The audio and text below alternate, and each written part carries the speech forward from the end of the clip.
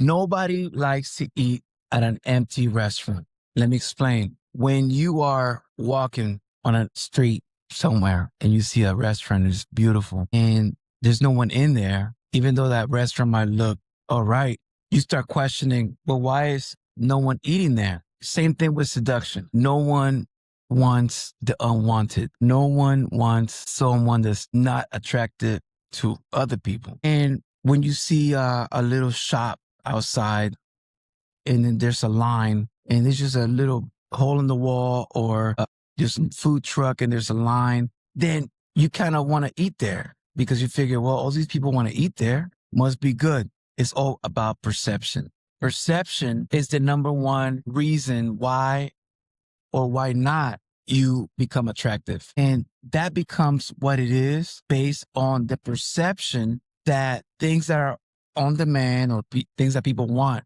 are better. It's not true. That beautiful restaurant might have great food, but if you have limited time, limited money, limited resources, are you going to spend that time and resources into something that's unproven? Probably not. And it's like reviews. You see the reviews on a restaurant and you see 1,000 5-star reviews and you say, well, 1,000 people can be wrong. And you see a different restaurant with 3 reviews and they're all 2 stars. Then you probably assume that restaurant or that place sucks. And we don't have personal stars or reviews, but we do. Your reputation precedes you, and the perception of the kind of person you are will be the factor that brings attraction, that will make a woman attracted to you based on the perception that you're good enough for other women to want you. And a lot of men make the mistake of not making themselves attractive or hiding who they really are from the fear that if women think that you're in demand or that you're attractive, that they're not going to want you. And the opposite is true.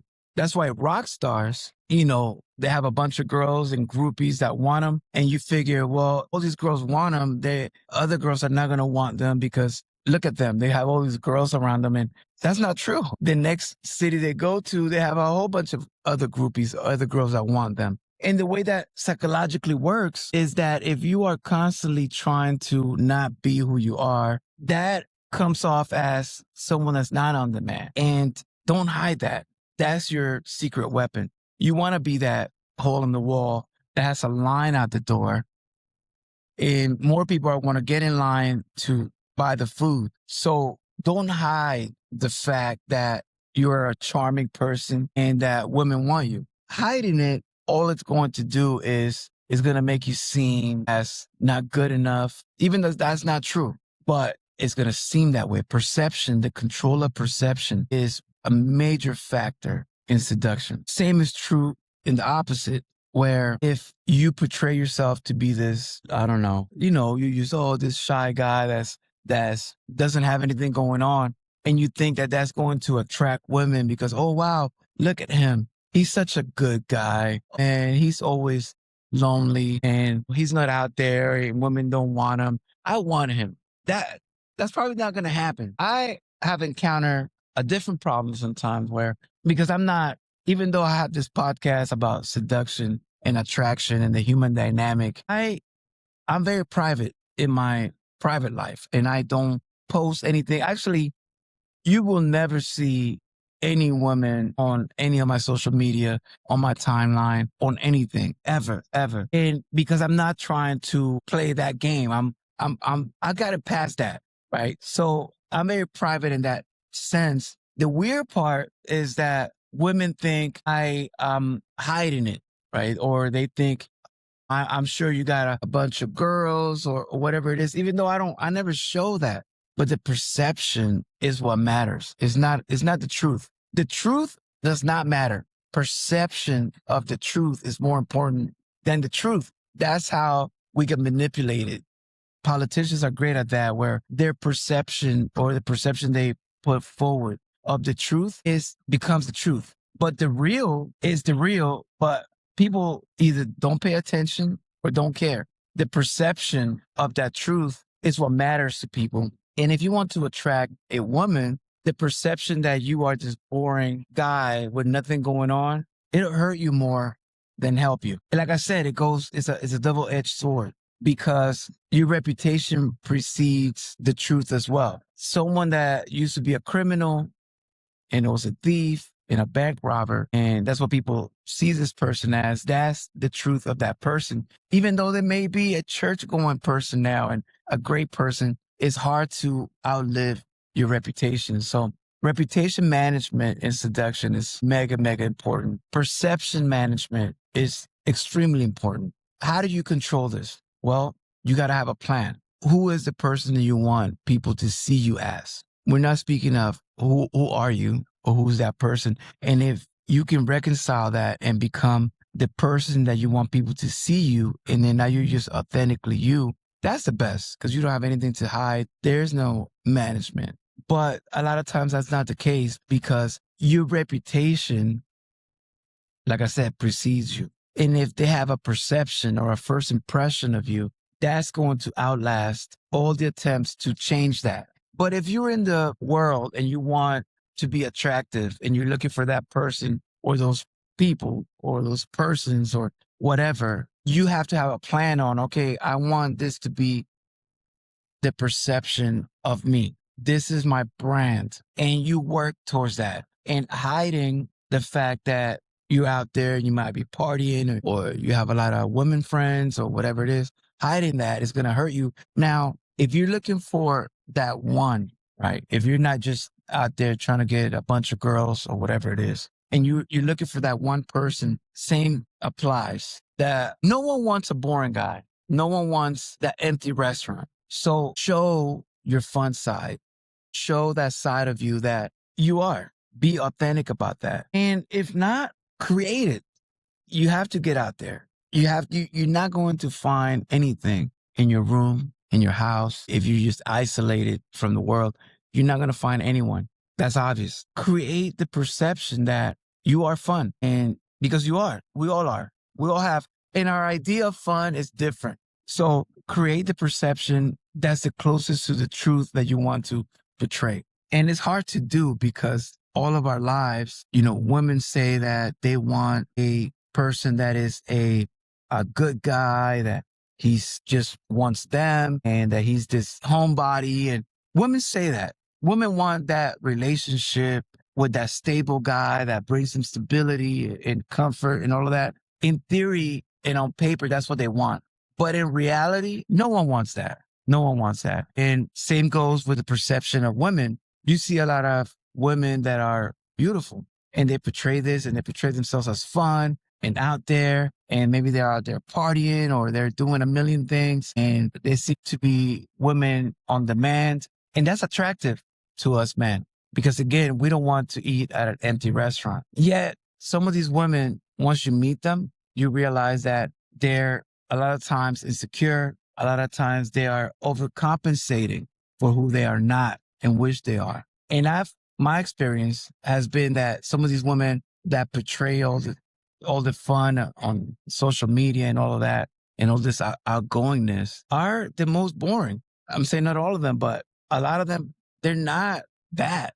And when you meet them and you get to the bottom of who they are, you notice that they're someone completely different. Yet I've met these, in Spanish, this is thing, mosquita muerta, right? This dead fly, this harmless, innocent girl, woman. And then when you meet them and you really get to know them, you realize they're the opposite as well. They're not that. They're not that innocent. They're probably worse than these crazy girls. And there's nothing wrong. It's not judging one way or the other, but just making a point on how perception shapes our reality. But the reality is still real. The truth is always the truth. And it doesn't matter how much they try to portray something they are. Always, always keep an open mind. And I will go even as far as go in the opposite spectrum of what they portray. There's another saying of, show me you and I will learn what you lack. I'm butchering that, but basically is most people overcompensate what they don't have. A lot of broke people act rich. A lot of rich people, and I know some that they're rich, you would never know. The most simple life ever. So I've learned to not judge a book by its cover. The title says blah, blah, blah. The book looks like it's blah, blah, blah. When you open those pages, it's a whole different story in there. And if you learn to be patient and not judge books by their cover, you're going to, one, avoid a lot of heartbreak, a lot of disappointment from women that you thought were one way, they're not. And you're going to be able to write a different story for yourself. But you still need that cover to be attractive. You need people to buy the book. And you need your restaurant to look like it's popping. You need to be on demand. You don't want an empty restaurant out there. No one's going to want to eat there. Even though at the end of the day, you might want peace and you want to eat at an empty restaurant. And you're going to get your food quicker. You're going to get better service. But first, we all want the popular popping spot with a line out the door. Just to say that we're in the in crowd. You get to a point that you get beyond that and you go into the empty restaurant and you eat there and you have a great meal. But I'm speaking to those that want to control and manage perception. You need to be aware that everything you post, everything you do, every place you go tells a story about you. And if you really want to attract that person or those persons, the type of people you're looking for reflect the person that you're portraying to be. You may portray yourself to be one way. You're a completely different person. Is that wrong? Who knows? But if that's what you want to do, then that's authentically what you want to do, then do that. But don't hide. Don't hide who you are, what you do, who you're with in exchange to portray something that you're not, if you can manage that. If not, then come up with a plan. Be like, okay, I want to be this fun guy. I want women to think that I'm fun and outgoing. Even if you're not, then it's so easy to fool people with social media and just portray that. And you're going to get some traction. Like I said, the opposite is true where I don't play those games, but I am just me on social media.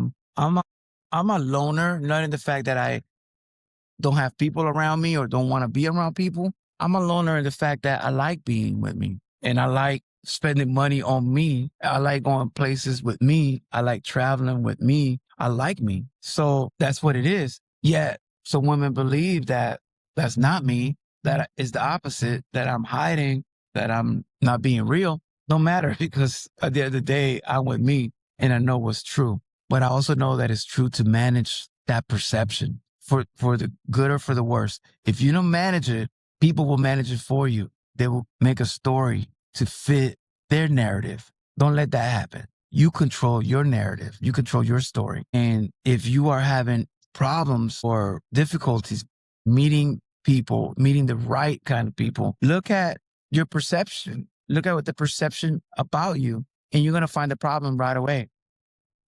People probably think you're one way.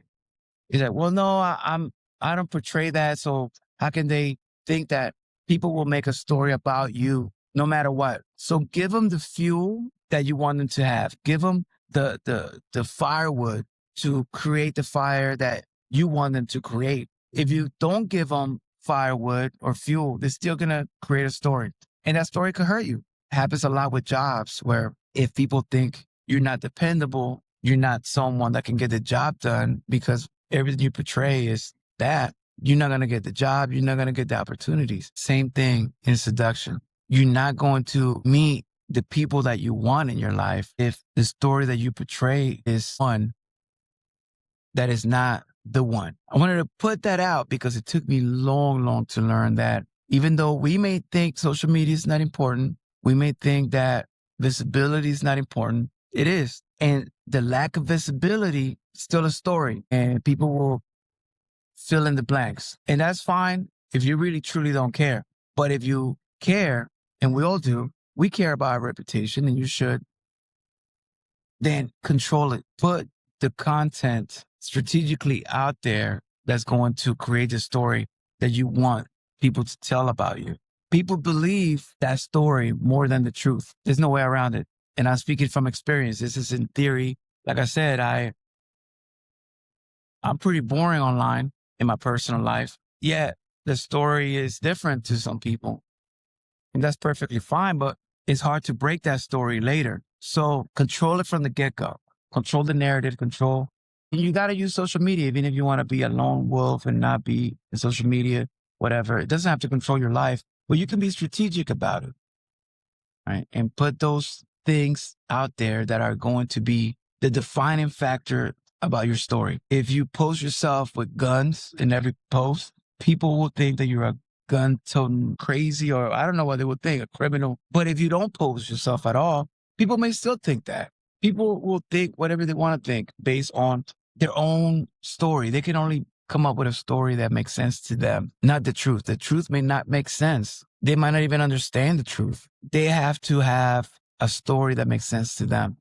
And you have to be simple and give them the tools for them to create that story that you control. You can be an empty restaurant, but don't be alarmed when no one wants to eat there.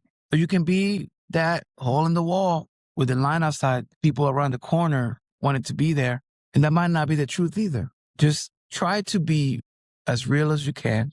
But sometimes real is not good enough. Sometimes you got to tell the story that you want to be told about you. Then that story becomes real. Become the identity that you're portraying. Or you will become that anyway.